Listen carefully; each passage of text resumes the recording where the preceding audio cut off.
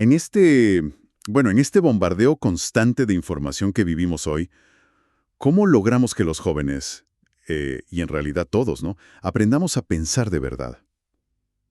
O sea, a no tragar entero, sino a analizar, a cuestionar. Es un desafío gigante, ¿no?, para la educación actual. Hoy tenemos sobre la mesa una investigación que va directo a ese punto. Es una tesis de la Escuela de Educación Superior Pedagógica Pública Monterrico, aquí en Lima. Se titula Debate escolar para mejorar el pensamiento crítico en educación secundaria. Es un trabajo reciente, del 2025, de Bonifacio Ramírez, Carpio Arrozquipa y Mamani Taka. Exacto. Y lo interesante es que no se quedó solo en la teoría, ¿eh? Se enfoca en una herramienta muy, muy concreta, el debate escolar. Y busca ver si realmente sirve, digamos, en la práctica para afilar esas habilidades de pensamiento crítico en chicos de secundaria, específicamente en el área de ciencias sociales. Así que nuestra misión hoy es, bueno, meternos a fondo en este estudio. Queremos entender bien qué problema vieron, cómo usaron el debate, cómo midieron si funcionaba y, sobre todo, a qué conclusiones llegaron, ¿no?, sobre esta conexión entre debatir y pensar más críticamente. Vamos a desmenuzarlo. Bueno, todo arranca con una situación real que observaron los investigadores en un colegio, la Institución Educativa Aplicación Monterrico, allá en Santiago de Surco. Notaron que los estudiantes de tercero de secundaria tenían, bueno, ciertas dificultades con cosas básicas del pensamiento crítico. Ajá. Les costaba interpretar bien lo que leían, analizar argumentos, evaluar si algo era creíble, sacar conclusiones lógicas o explicar sus propias ideas con claridad. Claro, lo típico a veces. Y esto, como bien señala la tesis, no es un problema solo de ese colegio, ¿eh? Es una necesidad que reconocen organismos como la UNESCO a nivel global. Sí, sí. Y en Perú es una prioridad clara, tanto en el Proyecto Educativo Nacional al 2036 como en el currículum oficial del Minedu. De hecho, mencionan datos preocupantes de la evaluación censal de estudiantes de 2018.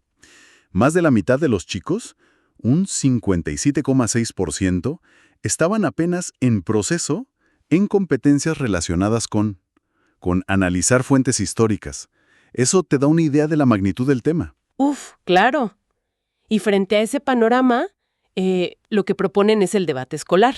Pero ojo, no como un simple ejercicio de oratoria, ¿eh? No como para hablar bonito nomás. Exacto. Sino como una estrategia pedagógica potente. Y me parece clave cómo definen el pensamiento crítico sobre el que quieren impactar. Se basan en Fazione, que es un referente en el tema. Ajá. Y lo ven como un juicio intencional, autorregulado. O sea, implica habilidades específicas como interpretar, analizar, evaluar, inferir, explicar y, algo muy importante, la autorregulación. ¿La autorregulación? ¿Cómo sería eso? Pues ser consciente y controlar tu propio pensamiento. Saber cómo estás pensando, digamos. Entiendo. Y el debate, en esta visión, no es una pelea de a ver quién grita más fuerte, no. Es una actividad estructurada.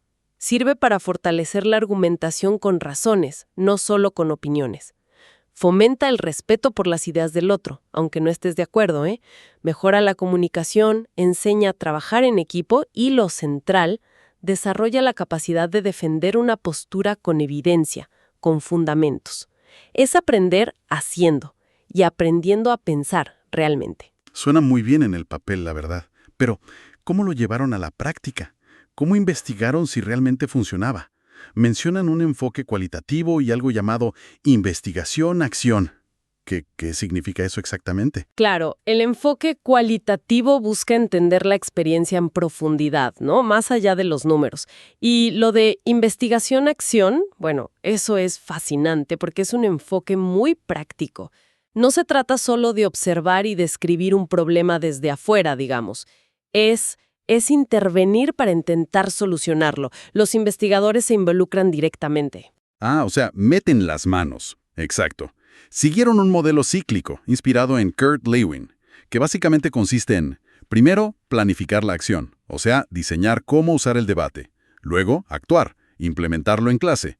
Después, observar cuidadosamente qué pasa, recoger datos y, finalmente, reflexionar sobre esos resultados para ajustar y mejorar la siguiente vez. Un ciclo. Sí, hicieron 2 vueltas completas de este ciclo. Planificar, actuar, observar, reflexionar. Es un aprendizaje continuo, tanto para los estudiantes como para los propios investigadores. Entendido. O sea, no fue solo medir al final, sino ir mejorando sobre la marcha. Y todo esto, como decías, en un colegio público de Santiago de Surco con chicos de tercero de secundaria. Un escenario muy real, ¿no? Muy real. ¿Y cómo recogieron la información? Para saber qué estaba pasando. ¿Qué herramientas usaron? Bueno, usaron varias herramientas justamente para tener una visión completa y asegurarse de que sus conclusiones fueran sólidas, ¿no? Por un lado, la observación participante. ¿Estuvieron ahí en clase? Sí, sí. Estuvieron en las clases, en los debates, tomando notas detalladas en diarios de campo y también usaron guías de observación estructuradas para fijarse en aspectos específicos del pensamiento crítico. Por otro lado, aplicaron una prueba escrita, una al principio y otra al final. Ah, un antes y un después. Exacto. Usaron un texto sobre el absolutismo, creo, y plantearon preguntas diseñadas para medir esas habilidades clave. Interpretar, analizar, inferir, etc. Esto les permitió ver si había cambios medibles, ¿no es cierto?, antes y después de la intervención con los debates. Claro, para poder comparar. Además, analizaron toda la información cualitativa que sacaron de las observaciones, de los diarios, buscando patrones, codificando y categorizando las evidencias según las habilidades de pensamiento crítico. Y algo muy importante para la rigurosidad del estudio, hicieron triangulación. ¿Triangulación? ¿Qué es eso? Básicamente, compararon la información que venía de las distintas fuentes, los diarios, las guías de observación, las pruebas escritas, para ver si todas apuntaban en la misma dirección, si los resultados coincidían. Ah, para confirmar. Claro, mencionan que los instrumentos que usaron fueron validados por jueces expertos, lo que le da más peso a sus herramientas de medición. Y como complemento, realizaron un grupo focal con los estudiantes. Una charla con los chicos. Sí, para escuchar directamente sus percepciones, ¿no? Cómo vivieron ellos la experiencia del debate, qué sintieron. Bien, bien. Entonces tenían un plan claro y herramientas para medir. Ahora vayamos al corazón del asunto. ¿Cómo eran esos debates? Mencionan que adaptaron el formato Karl-Popper, pero con cambios, ¿verdad? Sí, exacto. Tomaron como base el formato Karl-Popper, que es conocido por su estructura lógica, ¿no? Pero lo ajustaron a su contexto. Por ejemplo, en lugar de equipos de 3, formaron equipos de 5 estudiantes. Más gente participando. Claro, uno de proposición, o sea, a favor de la moción, y otro de oposición, en contra. Esto permitía más participación. Y definieron roles muy claros dentro y fuera de los equipos. Estaban los oradores, lógicamente, pero también asignaron a estudiantes los roles de moderador y controlador de tiempo. Los propios chicos, sí. Y para la evaluación había un juez principal, que era el docente investigador, y jueces panelistas, que podían ser otros profesores o incluso estudiantes de otros grados o secciones. Lo cual me parece interesante para involucrar más a la comunidad educativa. Muy bueno eso. ¿Y cómo se desarrollaba un debate completo? ¿Había fases, mencionaste? Sí lo estructuraron en 5 fases bien definidas, buscando que no fuera algo improvisado, no. La fase 0 era toda la preparación previa, fuera del debate mismo. Aquí el docente explicaba bien la técnica, las reglas, cómo se iba a evaluar, se formaban los equipos buscando que fueran equilibrados, se asignaban las posturas, a favor o en contra, se elegían democráticamente los roles de moderador, controlador de tiempo, los jueces estudiantes, se sorteaba quién debatía contra quién y qué postura le tocaba. Mucha. Y aquí viene algo clave. Se entregaban las mociones, o sea, los temas a debatir. Eran temas controversiales, ligados al curso de ciencias sociales, pensados para generar discusión e investigación de verdad. No cualquier tema. No, temas con chicha, digamos. Los equipos tenían una semana para prepararse. Y no era solo buscar información en Internet, ¿eh? Se les enseñó explícitamente a usar el modelo ARE. ¿ARE? Afirmación, razonamiento, evidencia. Para construir argumentos sólidos. El docente los asesoraba constantemente, usando herramientas como Google Drive para compartir materiales y darles feedback sobre sus argumentos. Eso del modelo ARE suena potente. Afirmación, razonamiento, evidencia. Es como enseñarles a estructurar el pensamiento, ¿no? Exacto. No es solo decir estoy a favor, sino estoy a favor por esta razón, el razonamiento, y aquí están las pruebas que lo demuestran, la evidencia. Clarísimo. ¿Y después de la preparación? Bueno, luego venía la fase 1, la introducción al debate, ya en la sesión de clase. Unos minutos finales para que los equipos se organicen y el moderador presenta a todos, recuerda la moción, las reglas, coordina con el que controla el tiempo. Ok. La fase 2 era la argumentación pura y dura. Cada orador, alternando entre equipos, uno de proposición, uno de oposición y así, presentaba sus argumentos principales. Tenían un tiempo limitado, unos 2 minutos, creo. Poco tiempo. Hay que ser conciso. Sí. Y se esperaba que usaran evidencia, fueran claros, coherentes y cuidaran su comunicación no verbal también. La voz, los gestos. Mientras uno hablaba, los otros escuchaban activamente y tomaban notas para preparar la siguiente fase. ¿Qué venía después? La fase 3. Contraargumentación y conclusión. Aquí venía el picante del debate, ¿no? Las réplicas, las refutaciones y las preguntas cruzadas entre equipos, que llamaban interpelaciones. El ida y vuelta. Eso. Al final, cada equipo tenía un tiempo para presentar su conclusión, resumiendo sus puntos fuertes y por qué creían haber ganado el debate. Luego, los jueces deliberaban brevemente, unos 5 minutos, y el juez principal anunciaba al equipo ganador. Pero, y esto es crucial, dedicaba tiempo, unos 8 minutos, a dar una retroalimentación formativa a ambos equipos, destacando puntos fuertes y aspectos a mejorar. El foco estaba en el aprendizaje, ¿ves? No solo en ganar. Fundamental eso, aprender del proceso. Totalmente. Finalmente, la fase 4 era la evaluación. Y era formativa, o sea, no iba a la nota final directamente. Usaban una lista de cotejo detallada. Incluía autoevaluación, donde cada estudiante reflexionaba sobre su desempeño, coevaluación, donde el equipo evaluaba a su trabajo conjunto, y heteroevaluación, que era la mirada del docente. Completo. Sí, se evaluaba el contenido, los argumentos, la evidencia, la forma, cómo comunicaban, el lenguaje corporal, el manejo del tiempo, y el desempeño específico del rol que cada uno tenía. Impresionante el nivel de detalle y estructura, la verdad. Y mencionaste Google Drive. ¿Usaron más tecnología o fue más bien tradicional? No, sí integraron la tecnología, de forma bastante natural, diría yo. Usaron Google Meet para las asesorías a distancia cuando era necesario, Google Docs para que los equipos construyeran sus argumentos de forma colaborativa. Claro, para trabajar juntos. Sí, y para que el docente pudiera dar feedback asincrónico, o sea, no en tiempo real. Y YouTube, tanto para mostrar ejemplos de debates bien hechos, como para presentar videos relacionados con las mociones que generaran discusión. Complementaron esto, claro, con materiales físicos. El reglamento impreso, unos photochecks para identificar los roles durante el debate, la lista de cotejo en papel.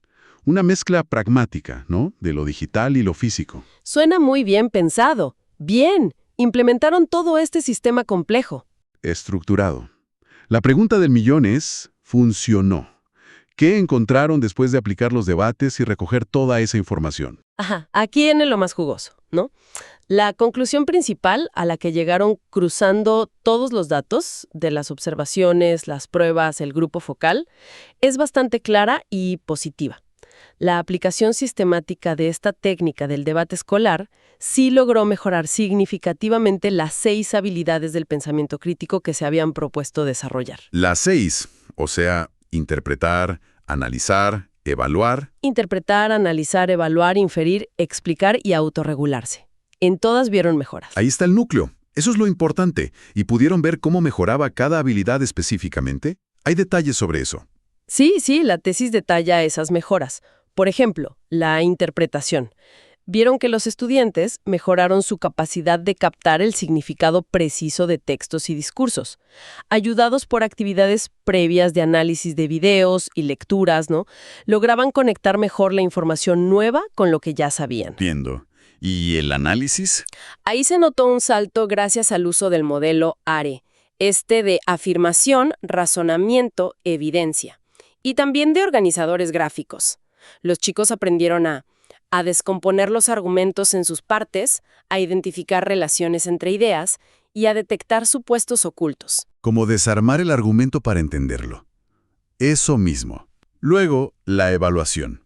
Participar activamente en los debates, teniendo que juzgar la calidad de los argumentos propios y ajenos y la credibilidad de las fuentes usadas, fortaleció esta habilidad. Aprendieron a ser más críticos con la información que recibían y usaban. Clave hoy en día, fundamental. La inferencia. Mejoró la capacidad de ir más allá de lo explícito, ¿sabes? De sacar conclusiones lógicas a partir de la evidencia disponible, de identificar patrones, de formular hipótesis razonables. Leer entre líneas, digamos. Algo así, sí. La explicación. La práctica constante de tener que presentar sus argumentos de forma clara, coherente y fundamentada, usando las fichas informativas que preparaban y el modelo ARE, hizo que mejoraran notablemente en cómo comunicaban y justificaban sus ideas. Se volvieron mejores comunicadores de sus ideas. Exacto. Y finalmente, la autorregulación, que a mí me parece crucial, a través de la reflexión que promovían después de cada debate con la autoevaluación y la coevaluación. Lo de mirarse a uno mismo. Eso. Los estudiantes empezaron a ser más conscientes de sus propios procesos de pensamiento, a identificar sus fortalezas y debilidades al argumentar y a pensar cómo mejorar.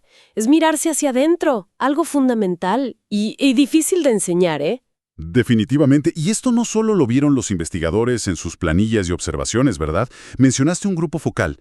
¿Qué dijeron los propios estudiantes de su experiencia? Exacto, eso le da otra capa de validez, ¿no? En el grupo focal, los estudiantes expresaron que sentían que el debate les había servido mucho. Comentaron que ganaron confianza para hablar en público. Importante eso. Mucho. Que aprendieron a investigar mejor y a usar fuentes diversas, que ahora podían estructurar sus ideas de forma más lógica y, algo muy importante, que se sentían más capaces de refutar argumentos contrarios con respeto, pero con precisión. O sea, percibieron un cambio positivo en ellos mismos. Es genial que ellos mismos lo noten. Pero, siendo realistas, no todo puede haber sido perfecto, ¿no? La investigación reconoce dificultades o limitaciones en el proceso. Sí, y eso es un signo de honestidad académica, creo yo. Son transparentes con los desafíos que enfrentaron. Por ejemplo, admiten que diseñar buenas mociones y preguntas para los debates. Los temas, sí. Claro, temas y preguntas que realmente estimularan el pensamiento crítico profundo y no solo opiniones superficiales, fue bastante complejo. No es fácil. Y bueno, el tiempo en el horario escolar siempre es un factor limitante para hacer todo lo que querrían. El eterno problema del tiempo. Siempre. También mencionan que mantener la motivación de todos los estudiantes con las actividades fue un reto constante. Y surgió un punto delicado con la evaluación. ¿Qué pasó ahí? Bueno, algunos estudiantes percibieron como subjetiva la decisión de los jueces investigadores al declarar un ganador, a pesar de que había criterios establecidos. Es difícil a veces esa percepción. Claro, la sensación de ¿fue justo o no fue justo? Exacto. Y otra cosa muy del día a día del aula. Notaron que en la fase final de reflexión, la de auto y coevaluación, a veces la participación bajaba un poco. Quizá por cansancio después del debate o, bueno, simplemente porque ya querían salir al recreo. Son obstáculos reales de implementar algo así en un colegio. Tiene todo el sentido. Son los desafíos prácticos. ¿Y cómo se compara esto que encontraron ellos con otros estudios sobre el tema? ¿Están en línea con lo que se sabe? Sí, conectan sus hallazgos con los de otros investigadores que también han estudiado el debate y el pensamiento crítico. Mencionan a Cardona, Spínola, Betancourt, varios.